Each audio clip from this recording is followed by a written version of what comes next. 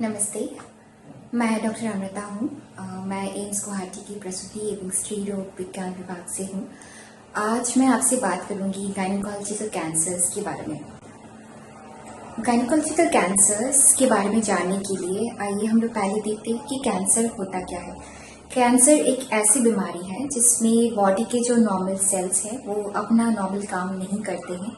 जैसे कि एक सेल की जो ग्रोथ होती है, जो डेवलपमेंट होती है, जैसे वो शरीर में बढ़ता है, एक कैंसर सेल में वही सारी चीज़ें नहीं होती है, जिससे कि उनका जो ग्रोथ है वो भी एबनॉर्मल है, जिससे कि वो नॉर्मल फंक्शंस जो है, मतलब जो उसके नॉर्मल काम है वो भी वो कर नहीं पाता है। तो कैंसर में बॉडी के जो नॉर्मल सेल्स हैं सारे एबनॉर्मल सेल्स बन जाते हैं, जो कि अपना नॉर्मल काम नहीं कर पाते हैं, और इसकी वजह से बॉडी के जो ऑर्गन्स हैं वो एक के बाद एक खराब होते रहते हैं। गायनेकोलॉजिकल कैंसर्स ऐसे कैंसर्स हैं जो कि एक जन महिला के रिप्रोडक्टिव ऑर्गन्स, मतलब जो प्रजनन अंग है, उनसे ग्रो करती है, उनसे उत्पन्न होती है। तो जैसे कि आप इस फोटो में देख पा रहे हैं, एक महिला का रिप्रोडक्टिव ऑर्गन यानी कि प्रजनन अंग इस फोटो में दर्शाया गया है।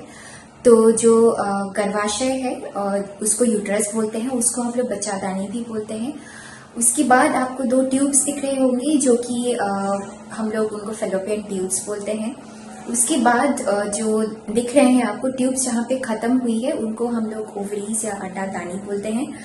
उसके बाद गर्भाशय का नीचे का जो हिस्सा है उसको हम लोग सर्विक्स बोलते हैं, और इससे नीचे जो है विजाइना और फलवा, उसको हम लोग योनि द्वार या योनि भी बोलते हैं। तो बर्थ कैनाल है, जिससे कि बच्चा नॉर्मल डिलीवरी के टाइम में उसी रास्ते से बाकी शरीर से बाहर आता है। तो ये आपके जो 5 या 6 दिख रहे हैं आपको रिप्रोडक्टिव ऑर्गन्स, उनमें से उत्पन्न हुए जो कैंसर्स हैं उनको हम लोग गायनेकोलॉजिकल कैंसर्स बोलते हैं।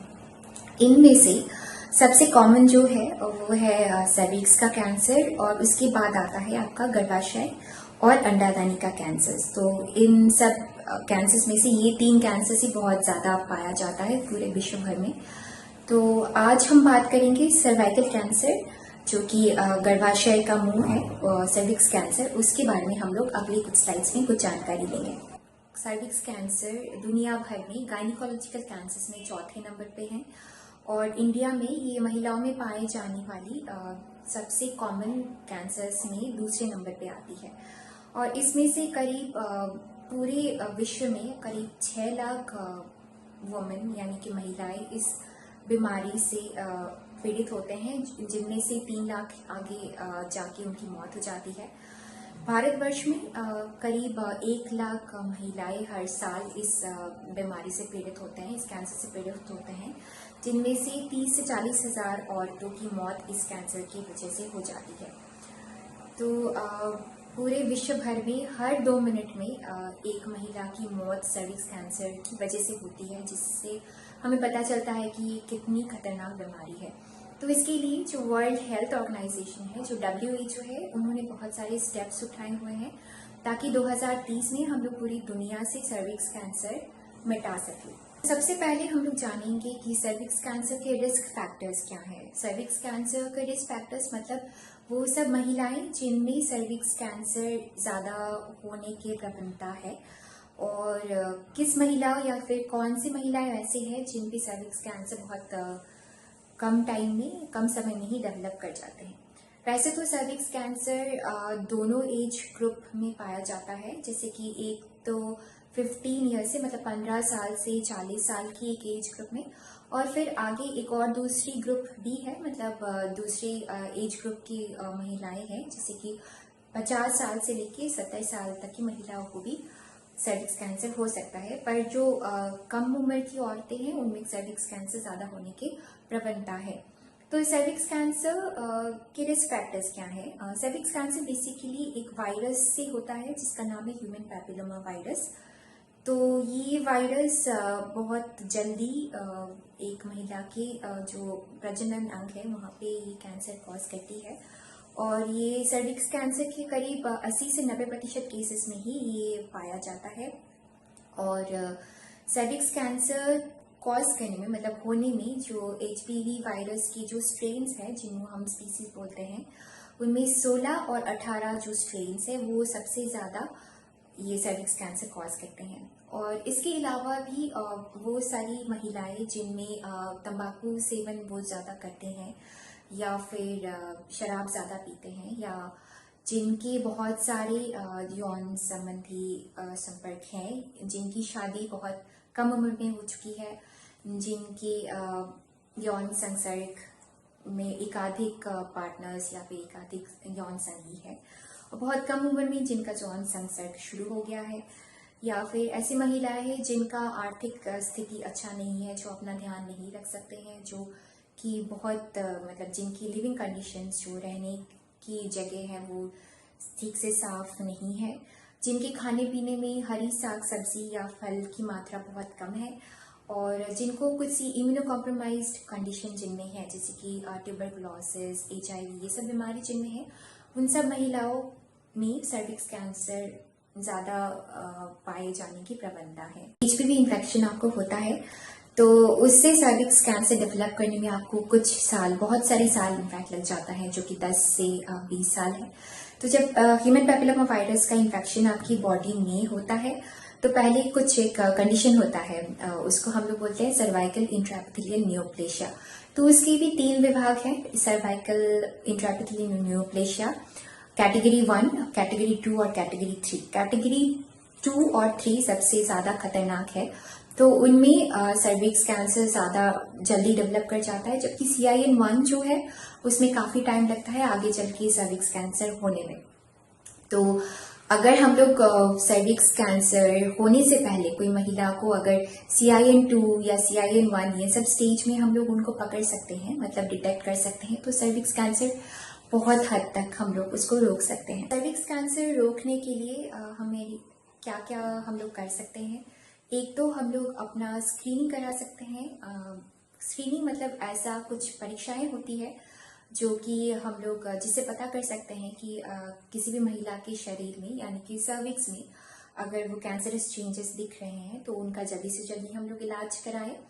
और इन सब के लिए 2 टेस्ट हैं, पैप स्मीयर है और एक HPV टेस्ट है, जिनके सहारे हम लोग पता कर सकते हैं कि एक महिला के शरीर में मतलब उसकी सर्विक्स में कुछ कैंसरस या CIN के लक्षण है कि नहीं।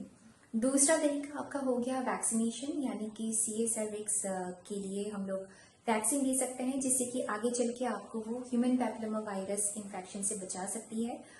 तो वो वैक्सीन से भी काफ़ी हद तक हम लोग CA सर्विक्स रोक सकते हैं। दूसरा, हम लोग हमारे खाने पीने का ध्यान रखिए, बहुत ज़्यादा मात्रा में हरी साग सब्जी और फल हमारे डाइट पे हो, हमारे खाने पे हो, और हमारा लाइफस्टाइल बहुत हेल्दी होना चाहिए। हम लोग को एक्सरसाइज करना चाहिए और हमें अपना वजन सही मात्रा में रखना चाहिए। जैसे कि इस फोटो में आप देख पा रहे हैं पैप स्मीयर का फोटो बना हुआ है। तो पैप स्मीयर क्या है? ये एक ब्रश टेस्ट बोलते हैं हम लोग। तो ये ब्रश टेस्ट जो है हम लोग जो महिला है उनकी सर्विक्स के अंदर ये ब्रश डालते हैं और उससे वहां का कोश या फिर टिश्यू वहां से कुछ कलेक्ट करते हैं, जिसको हम लोग फिर माइक्रोस्कोप के नीचे देखते हैं। तो माइक्रोस्कोप में देखने से पता चल जाता है कि उसके सर्विक्स में CIN या फिर कैंसरस कुछ चेंजेस हो रहे हैं कि नहीं। तो उसमें हम लोग पता कर सकते हैं कि आगे चल के उनको सर्विक्स कैंसर हो रहा है या ऑलरेडी वो इन्फेक्शन स्टेज में है या इन्फेक्शन और कैंसर के बीचों बीच स्टेज में है।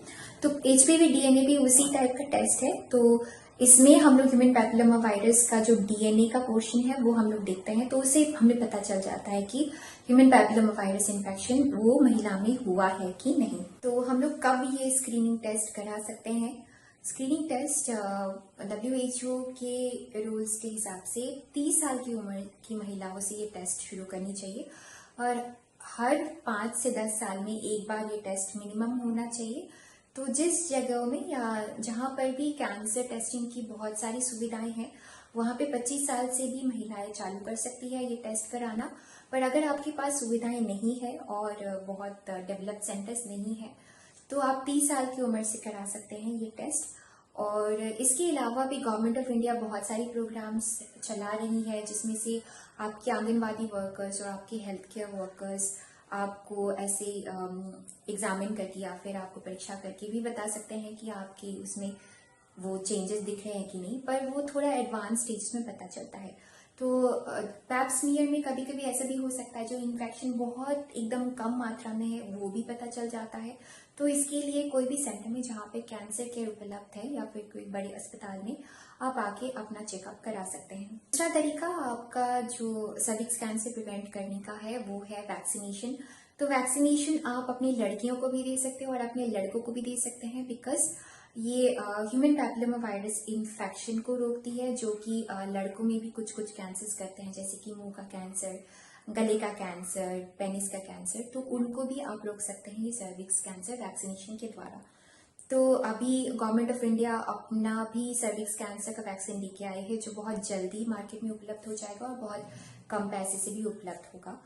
तो अभी ये वैक्सीन केवल प्राइवेट में उपलब्ध है, जो कि थोड़ा सा ज्यादा कॉस्टली है, अराउंड 2 से 3 हजार, पर सभी को ये वैक्सीन अपने बच्चों को देना चाहिए।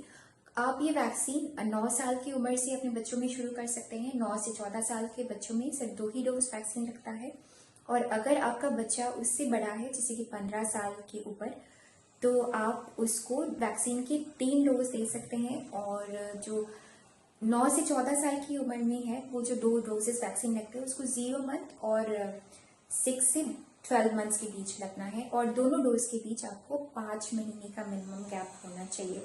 और जो तीसरा 3 डोज का जो वैक्सीनेशन शेड्यूल है, उसमें पहला लगेगा आपका 0 मंथ में, उसके बाद दूसरा लगता है आपका 1 से 2 महीने के बीच, और तीसरा लगता है आपका 6 से 12 महीने के बीच। तो जो पहला और दूसरा डोज है उसके बीच आपको 4 हफ्ते का गैप होना चाहिए, और जो पहला और तीसरा डोज है उसके बीच आपको 5 महीने का मिनिमम गैप होना चाहिए। जो HIV पीड़ित हैं और जो ट्यूबरकुलोसिस है और जिनको इम्यूनो कॉम्प्रोमाइज कंडीशंस हैं, जिनकी इम्यूनिटी बहुत अच्छी नहीं है, इसके बारे में आपको आपके डॉक्टर्स ही ज़्यादा अच्छा बताएंगे। तो उनको 3 डोज का वैक्सीनेशन शेड्यूल हम लोग रेकमेंड करते हैं। जानते हैं हम लोग सर्विक्स कैंसर के सिम्टम्स के बारे में। सर्विक्स कैंसर का सिम्टम आपका महीने के बीच में आपको अगर ब्लड जा रहा, ब्लीडिंग हो रही है, या फिर आपको लग रहा है कि महीने के बीच भी अगर ब्लीडिंग हो रही है, यौन संबंध के बाद आपको ब्लीडिंग हो रहा है जो इसका महीने के साथ कोई रिलेशन नहीं है, वो एक सिम्टम हो सकता है। या फिर आप देख रहे हैं अचानक से गंदा पानी जा रहा है आपके नीचे से, जो कि कलर रंग भी उसका बहुत खराब है, जिसकी येलोइश है, खून के धब्बे जैसे भी डिस्चार्ज जा सकते हैं कभी कभी, जिसका बहुत स्मेल खराब हो, तो वो भी सर्विक्स कैंसर की एक लक्षण हो सकती है। उसके बाद अगर आपको पेशाब करने में कोई प्रॉब्लम हो रही है, आपको लग रहा है बार बार पेशाब जाना पड़ रहा है, या फिर आपको पेशाब के साथ भी खून जा रहा है, फिर नीचे वाले पेट के नीचे वाले हिस्से में दर्द हो रहा है, या फिर पीठ की तरफ दर्द हो रहा है, तो वो सब भी आपको सर्विकल कैंसर के सिम्टम्स आप मान सकते हैं उसको। कभी कभी ऐसा भी होता है कि आपका वजन बहुत घट रहा है, आपको खाना खाने का मन नहीं है, तो ये सभी सर्विक्स कैंसर के लक्षण हो सकते हैं। जैसे कि आप इस स्लाइड में देख सकते हैं, सर्विक्स कैंसर के स्टेजेस दिखाए गए हैं। तो जो स्टेज 1 है, टोटल हमारे 4 स्टेजेस हैं। जो स्टेज 1 है उसमें आपका जो सर्विक्स है उसी में ही कैंसर सीमित है। स्टेज 2 में सर्विक्स से बाहर निकल के आसपास में फैल चुका है जो कैंसर, जो कि यूट्रस तक भी जा चुकी है। और स्टेज 3 में उससे थोड़ा आगे जाके आसपास के जो स्ट्रक्चर्स है, जो हम लोग बाउंड्रीज बोलते हैं, पेल्विक वॉल और किडनी के नीचे वाले पोर्शन में, वहाँ पे भी कैंसर जा सकती है। और चौथे स्टेज में आपका लिवर, लंग्स, फिर आपके पेट के ऊपरी भाग, कहीं पे भी कैंसर फैल सकता है।